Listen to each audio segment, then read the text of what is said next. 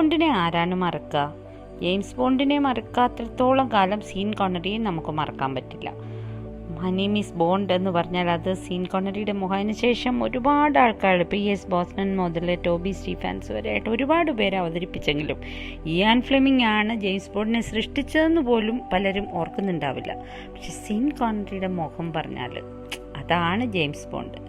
അപ്പോൾ അടുത്തിടയ്ക്ക് അദ്ദേഹത്തിൻ്റെ മരണത്തോടെ ഒരുപാട് ലേഖനങ്ങൾ വരെ ഉണ്ടായി. അത് കുറേ എണ്ണം ഞാൻ വായിച്ചു വെച്ചു. ചിലത് ഞാൻ വെറുതെ ഒരു നോട്ട്സായിട്ട് എഴുതി തന്നെ വെച്ചു. രസകരമായ കുറേ കഥകൾ അതോടനുബന്ധിച്ചു വന്നു. അതിലൊന്ന്, അദ്ദേഹം ഒരിക്കൽ എഡിൻബറോ അവിടെ ഫിലിം ഫെസ്റ്റിവലിൽ പോയ കഥയാണ്. എഡിൻബറോ ഫിലിം ഫെസ്റ്റിവലിൽ പോയപ്പോൾ അദ്ദേഹത്തിനെ കൊണ്ടുവരാൻ വന്ന ഡ്രൈവറിൻ്റെ ബാക്ക് സീറ്റ് ഇരുന്നിട്ട് ഓരോ സ്ട്രീറ്റും ആവേശത്തോടെ ഇതാ സ്ട്രീറ്റ്, ഇത് മറ്റേ സ്ട്രീറ്റ് ഇങ്ങനെ പറഞ്ഞുകൊണ്ടേയിരുന്നു. അപ്പോൾ ഡ്രൈവർക്ക് ഭയങ്കര അതിശയായി. പുള്ളി ചോദിച്ചു, ഈ നാടൊക്കെ നന്നായി അറിയുമെന്ന്. അപ്പോൾ അദ്ദേഹം പറഞ്ഞു, അറിയുമല്ലോ, എന്തുകൊണ്ട് അറിയില്ല, ഞാൻ ആദ്യമായിട്ട് ജോലി ചെയ്തത് ഇവിടെയാണ്. ഞാൻ ഇവിടെ ഒരു പാൽക്കാരനായിരുന്നു. ഞാൻ കൗമാരത്തിൽ പാൽക്കാരൻ പയ്യനായിരുന്നു. സെൻറ്റ് കത്ബർട്ട്സ് കോപ്പറേറ്റീവ് സൊസൈറ്റിയുടെ പാൽക്കാരനായിരുന്നു. അതെനിക്കറിയാം, ആ സൊസൈറ്റി ഇവിടെ ഉണ്ടായിരുന്നറിയാം. അല്ല, ഇപ്പോൾ എന്തോ ചെയ്യുന്നു എന്ന് അദ്ദേഹം എഴുതിയിരിക്കുകയാണ്. And that was rather big thing to answer. എന്തോന്ന് പറയാനാണെന്ന് ഓർത്ത് അദ്ദേഹം ഇങ്ങനെ എന്നുള്ള മട്ടിലായിരുന്നു. അതാണ് അദ്ദേഹം അത്തരം കഥകളാണ് കേട്ടോ കൂടുതൽ പറയുന്നത്. ഇനി വേറൊരു കഥ അദ്ദേഹം തന്നെ പറഞ്ഞൊരു കഥയുണ്ട്. അതായത് ഒരിക്കലും അദ്ദേഹം ഓവർ സ്പീഡിൽ വണ്ടി ഓടിച്ച് ഇച്ചിരി ഓവർ സ്പീഡിൽ വരികയായിരുന്നു. പെട്ടെന്നൊരു പോലീസുകാരൻ കൈ നീട്ടി നിർത്തി. അദ്ദേഹം കണ്ണടയൊക്കെ ഇട്ടിട്ട് വരായിരുന്നു. അപ്പോൾ ഇദ്ദേഹം പെട്ടെന്ന് ആരാണെന്ന് ചോദിച്ചപ്പോൾ സീൻ കോണറി എന്ന് പറഞ്ഞു. പിന്നെ മറ്റേ ആൾ പതുങ്ങിയിട്ട് എൻ്റെ പേര് James bond, surgeon James bond എന്നായിരുന്നു അത്രേ ആ തടഞ്ഞു നിർത്തിയ ആളുടെ പേര്. അതൊക്കെ തമാശ കഥകളാണെങ്കിൽ ഇനി നമ്മൾ ജെയിംസ് ബോണ്ട് ആവുന്നതിന് മുമ്പുള്ള കുറച്ച് കാര്യങ്ങളും കൂടി നമുക്കറിയാം. അത് അത്ര രസകരമായ കഥയൊന്നുമല്ല. ജെയിംസ് ബോണ്ട് ആകുന്നതിന് മുമ്പ് അദ്ദേഹം പലപ്പോഴും ബുദ്ധിമുട്ടിയിട്ടുണ്ട്. മർച്ചൻ്റ് നേവിയിലായിരുന്നു ആദ്യത്തെ ജോലി. അവിടുന്ന് സ്റ്റൊമക്ക് അൾസർ ബാധിച്ചിട്ട്, വയറിൽ അൾസർ ബാധിച്ചിട്ടാണ് അദ്ദേഹം ജോലി അന്വേഷിച്ച് വന്നത്. എഡിൻബർഗിൽ തിരിച്ചു വന്നത് മർച്ചൻ്റ് നേവിയിൽ നിന്ന്. പക്ഷെ അവിടെ അദ്ദേഹത്തിന് പണിയൊന്നും കിട്ടിയില്ല. ആദ്യം അദ്ദേഹത്തിന് കിട്ടിയ പണി എന്താണെന്ന് കേട്ടോ, ന്യൂഡ് മോഡലായിട്ട് ആർട്ട് സ്റ്റുഡൻസിന് മുമ്പിൽ നിൽക്കുക. അവിടെ നിന്നാണ് പിന്നെ ആദ്യം മിൽക്ക്മാനായി, പിന്നെ മർച്ചൻ്റ് നേവിയായി, പിന്നെ വീണ്ടും ഇതൊക്കെയായി. അതിനിടെ അദ്ദേഹത്തിന് പിന്നെ അടുത്ത ഒരു ജോലിക്ക് ഓഫർ കിട്ടി. അത് ഇതുമായിട്ട് ഒരു ബന്ധമൊന്നുമല്ല. മാഞ്ചസ്റ്റർ യുണൈറ്റഡ് ഫുട്ബോൾ ടീം അദ്ദേഹത്തെ കാണാൻ വന്നു. അദ്ദേഹം ഭയങ്കര ഫുട്ബോൾ ഭ്രാന്തനായിരുന്നു. ആ ക്ലബിൽ കയറുക എന്നുള്ളത് ഒരുമാതിരി എല്ലാവരുടെയും ഏറ്റവും വലിയ സ്വപ്നം തന്നെയായിരുന്നു. അവർ വന്നിട്ട് ആ ക്ലബിലേക്ക് ഇദ്ദേഹത്തിന് ഒരു പോസ്റ്റ് ഓഫർ ചെയ്തു. പക്ഷേ ആദ്യം ഭയങ്കര സന്തോഷമൊക്കെ ആയിരുന്നു. പക്ഷെ പിന്നീട് അദ്ദേഹത്തിന് മനസ്സിലായി വളരെ ഡിഫിക്കൽട്ട് ഡിസിഷനായിരുന്നു ടേൺ ഡൗൺ. പക്ഷെ അദ്ദേഹം പറഞ്ഞു, ഇല്ല, അത് ശരിയാവില്ല, എനിക്കത് ചെയ്താൽ ആക്ടിങ് ആണ് എൻ്റെ കരിയർ എന്ന് പറഞ്ഞിട്ട് എല്ലാവരെയും അത്ഭുതപ്പെടുത്തിക്കൊണ്ട് ധാരാളം പണം കിട്ടും, പ്രശസ്തി കിട്ടും, കയ്യിൽ വന്ന കാര്യമാണ്. പക്ഷെ അത് വേണ്ടാന്ന് വെച്ചു. പിന്നീട് അദ്ദേഹം ബോഡി ബിൽഡിങ് കോമ്പറ്റീഷനായിരുന്നു ഭയങ്കര ഇതായിട്ട്.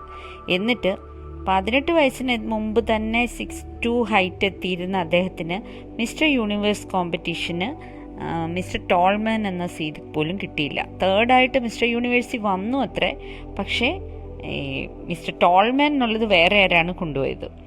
അങ്ങനെ പിന്നെ അദ്ദേഹം ഇങ്ങനെ അഭിനയം എന്നുള്ള സ്വപ്നമായിട്ട് കുറേ അപ്സ് ഡൗൺസ് അങ്ങനെ കുറേയൊക്കെ വെച്ചു. അങ്ങനെ നടന്നു കഴിയുന്ന കാലത്താണ് അന്നൊക്കെ അദ്ദേഹത്തിൻ്റെ പേരിൽ തോമസ് സീൻ കോണറി എന്നായിരുന്നു, ടോമി എന്നായിരുന്നു അദ്ദേഹം അറിയപ്പെടുന്നത്. Can you imagine calling him Tommy? അങ്ങനെ അറിയപ്പെടുന്ന ഒരു കാലത്ത് അദ്ദേഹത്തിന് പുതിയ കുറേ സിനിമകളൊക്കെ വന്നു. പക്ഷേ ഈ ജെയിംസ് ബോണ്ട് എന്ന കഥാപാത്രത്തെ സൃഷ്ടിച്ച ഇയാൻ ഫ്ലെമിങ്ങിന് വലിയ ഇഷ്ടമൊന്നും ഉണ്ടായിരുന്നില്ല ആദ്യം സീൻ കോണറിയെ ഈ റോളിലേക്ക് എടുക്കാനായിട്ട്. അതെന്താണെന്ന് വെച്ച് കഴിഞ്ഞാൽ ഇദ്ദേഹത്തിന് ഭയങ്കര സ്കോട്ട് ആക്സെൻ്റാണ്. ബ്രിട്ടീഷ് ഏജൻ്റായിട്ട് കാണുന്നത് ഒരു പക്കാ ബ്രിട്ടീഷുകാരനെ ആയതിനാൽ ഈ സ്കോട്ടുകാരനെ ഇഷ്ടപ്പെടാത്ത അവസ്ഥയിലായിരുന്നു അദ്ദേഹം നിന്നത്. പക്ഷേ ഈ ഡോക്ടർ നോ എന്ന സിനിമ, ആ സിനിമയുടെ കണ്ടിട്ടാണ് അദ്ദേഹം ഇയാൻ ഫ്ലെമിങ് ജെയിംസ് ബോണ്ട് എന്ന ക്യാരക്ടറെ സൃഷ്ടിച്ചതെന്നാണ് കേട്ടുകേഴ്വി. ഈ ഡോക്ടർ നോ എന്ന സിനിമയിൽ അദ്ദേഹം അഭിനയിക്കുന്നത് കണ്ടിട്ട് പിന്നെയാണ് ഇങ്ങോട്ട് വിളിച്ചിട്ട് ഇത് ശരിയാവും എന്ന് പറഞ്ഞുകൊണ്ട് പിന്നീട് ജെയിംസ് ബോണ്ടായിട്ട് അദ്ദേഹത്തെ അവതരിപ്പിച്ചത്. അങ്ങനെ 1950 മുതൽ ചെറിയ ചെറിയ റോള് ടി വിയിൽ അങ്ങനെ ചെറുതായി അഭിനയിച്ച് വന്നിട്ട് പതുക്കെ ഇതങ്ങോട്ട് കയറി വന്നതും പിന്നെ ഒരിക്കലും ഒരു തിരിഞ്ഞു നോട്ടം ഉണ്ടാക്കിയിട്ടില്ല അദ്ദേഹത്തിന്. പക്ഷേ അതിനുശേഷം അദ്ദേഹത്തിനെ കൊണ്ടാകാവുന്ന പോലെ ഏറ്റവും മനോഹരമായി ആ റോളുകൾ ചെയ്യുക, അതിന് ഡെഡിക്കേറ്റ് ചെയ്യുക, എല്ലാം ചെയ്യുകയും അദ്ദേഹത്തിൻ്റെ വരുമാനത്തിൽ നിന്ന് ഒരു വളരെ വലിയ പങ്ക് തന്നെ ചാരിറ്റിക്കായിട്ട് കൊടുക്കുക.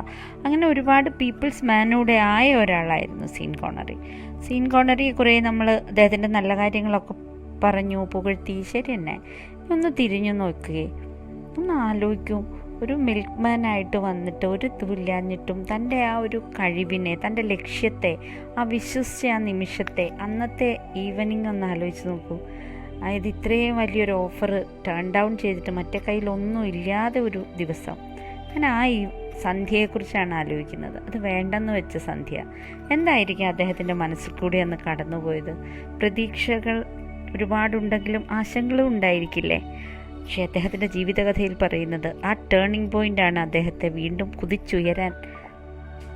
കാരണം ഞാൻ എന്താണ് വേണ്ടെന്ന് വെച്ചത്, എന്തിനു വേണ്ടിയാണ് വേണ്ടെന്ന് വെച്ചതിൻ്റെ എപ്പോഴുമുള്ളൊരു ഓർമ്മപ്പെടുത്തലായിരുന്നത്രേ ആ വേണ്ടെന്ന് വയ്ക്കൽ. നമ്മുടെ ജീവിതത്തിലും നമുക്കിതുപോലെ ചില കാര്യങ്ങൾ നമ്മൾ വലിയ ലക്ഷ്യം വെച്ച് വരുമ്പോൾ ഒരു ചെറിയ ചിലപ്പോൾ കണ്ടെന്നിരിക്കാം. ആ വേണ്ടെന്ന് വയ്ക്കലും നമുക്ക് ഊർജം തരാനാണ് സാധ്യത. അല്ലെങ്കിൽ അത്തരം വേണ്ടെന്ന് വയ്ക്കലുകൾ നമ്മളെ എപ്പോഴും ഊർജത്തിലേക്ക് തന്നെ ഗതി തിരിച്ചു വിടുക എന്നതാണ് അതിൻ്റെ ശരി. ശുഭരാത്രി.